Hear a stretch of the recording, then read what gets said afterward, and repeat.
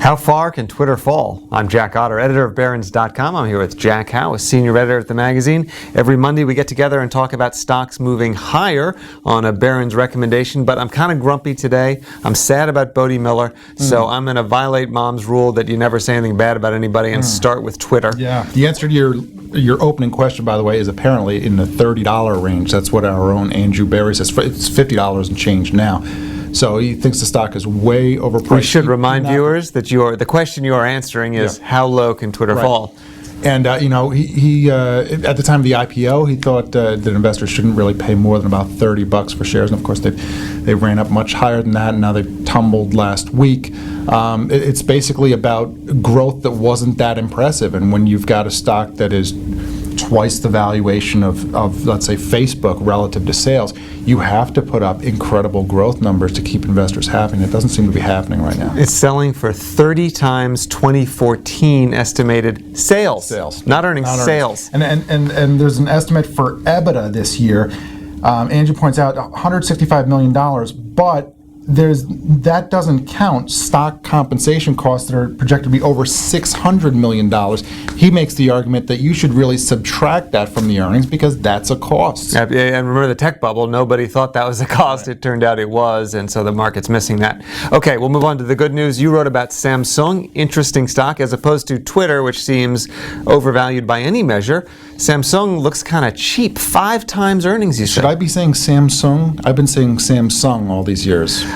Good question. We'll get back to people on that. Okay. Well, one analyst described what's going on right now in high-end smartphones as a bloodbath that could last for several months. There's some saturation here in the U.S. There's some pricing pressure, but that's really Apple is much more concentrated at the high end in those phones. Samsung has some high-end participation, but also mid-range, also low-end. The key with Samsung is it makes most of these innards for the phone itself, and those are other businesses. It's a big electronics conglomeration that sells that to other manufacturers.